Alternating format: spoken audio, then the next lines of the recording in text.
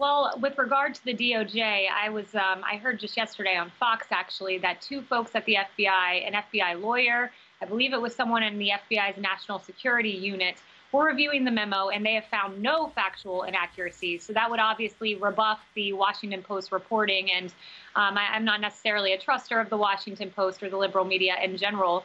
I am a truster in transparency and the fact that this needs to come out. The American people deserve to know whether FISA was used unlawfully to surveil President Trump and his associates. It's really important. The Fourth Amendment exists for a reason. And this is something the American people deserve to know if intel is not jeopardized by releasing this.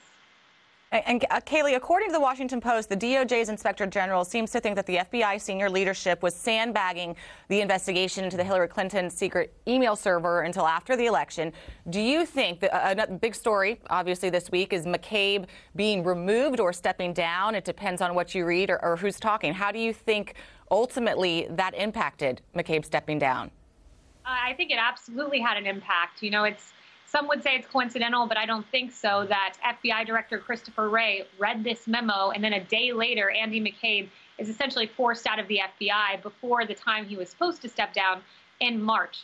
These are big questions. There is so much that is wrong with this investigation and the way it was conducted, an exoneration letter drafted long before Hillary Clinton was interviewed and a dozen other key witnesses to this investigation. The fact that the intent in the memo was downgraded from negligence to extreme carelessness by a guy, Peter Strzok, who was texting anti-Trump text to his girlfriend, Lisa Page. So this is important. We deserve answers to this. Americans deserve a full and fair investigation and all the facts that they can have.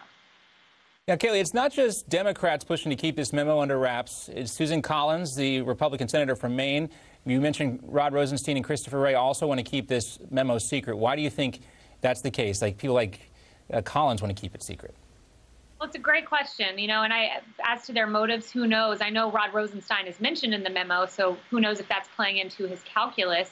But there are two sides to it. And if we can declassify this, if sources and methods are not jeopardized, which the indications I have are that they are not jeopardized, then the people deserve to know. Maybe they think it'd be damaging to the Republic to know that there was an administration of bad actors misbehaving and abusing FISA. Maybe they think it would jeopardize future authorization of FISA and the ability to surveil. But, you know, transparency is something President Trump has always emphasized, and we think it's very important.